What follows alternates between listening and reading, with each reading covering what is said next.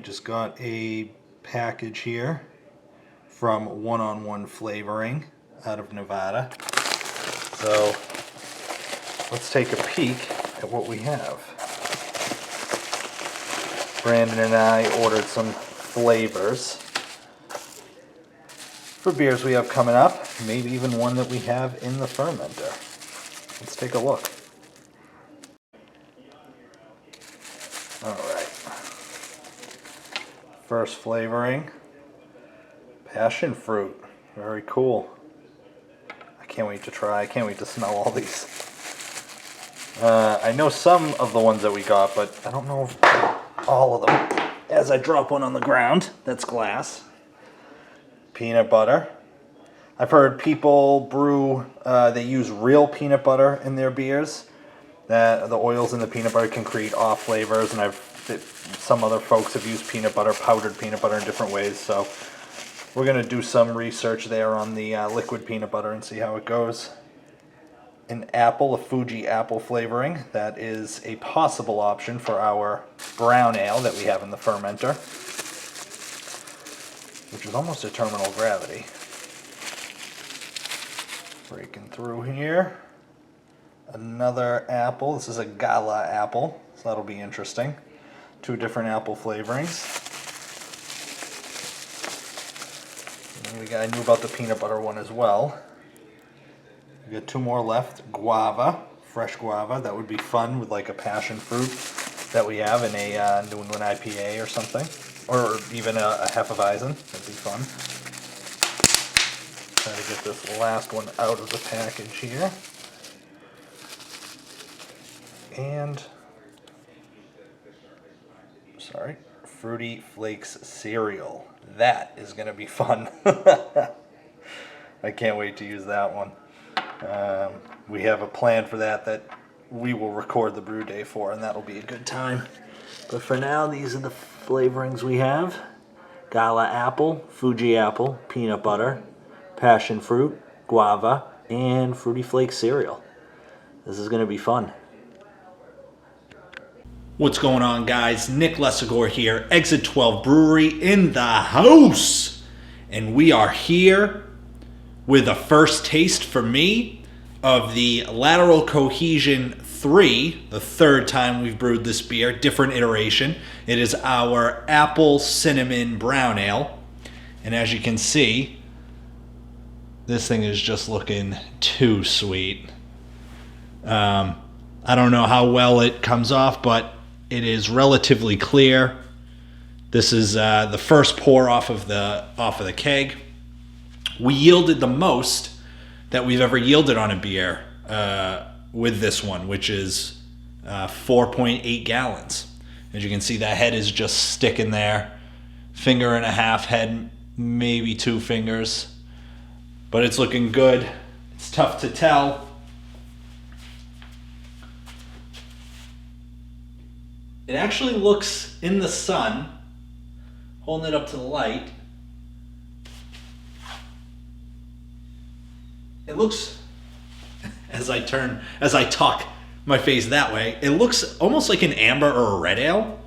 Doesn't quite look like a brown ale when you hold it up to the light. It does have like these really like cherry wood, mahogany kind of cherry hues.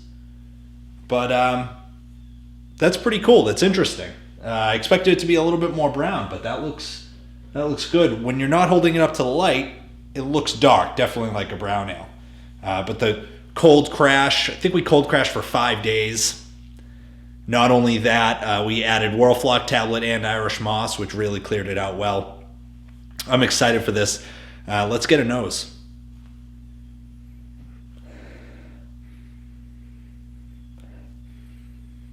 Yeah, quintessential brown ale. Roasty, toasty.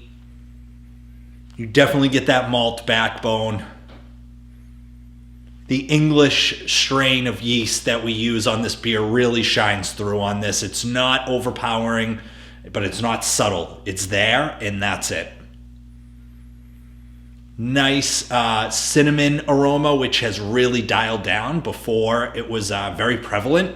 Now it's really dialed down, but it's nice. It's smooth. Not getting a whole lot of apple.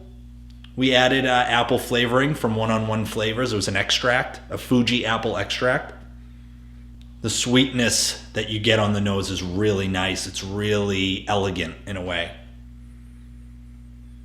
Yeah, we made some changes to the grain bill, as I mentioned, from the original. But I like this. This is really nice. I'm gonna go in for a little tasty taste. Cheers.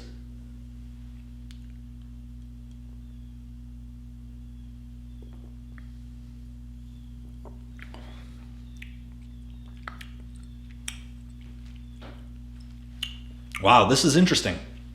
It's nice. It changes.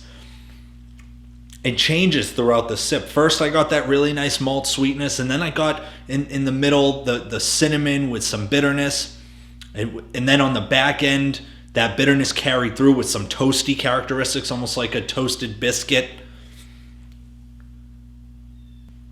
It really coats the mouth well, which is really nice.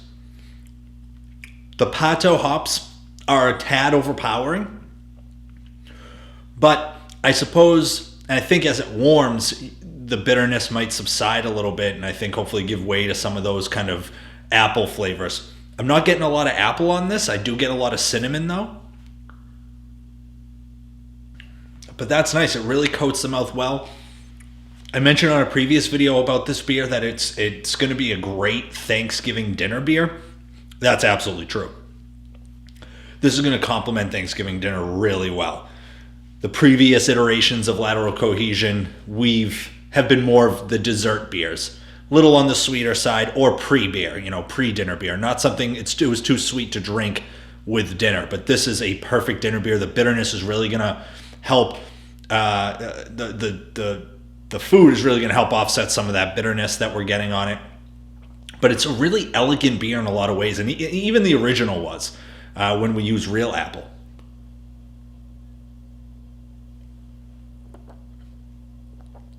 Okay, yeah. Even just in these few sips, I can get the apple in the very beginning, but then it gives way to the cinnamon and those roasty characteristics. Overall, a good beer. Getting some nice little lacing on there. Overall, a good beer. We carbonated this for a little bit longer than we normally do, and it kind of pays off. You kind of got that quarter finger head sticking around on the beer, which is nice.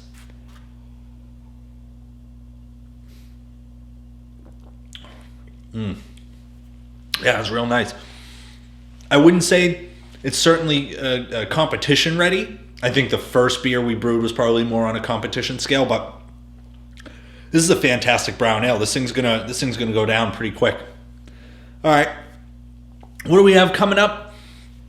Got the West Coast IPA hanging out in the fermenter right now. Have a really awesome collaboration with Woodshed Brewing coming up that we're really excited about. The West Coast should be cold crash. Maybe by this weekend, we'll see. We're kind of sticking around the 0.16 area. So we'll see if that goes down a little bit. Right now we're at the 6% mark, which is fine for us.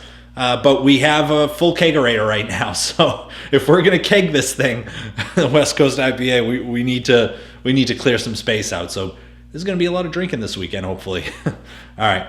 Until next time, cheers.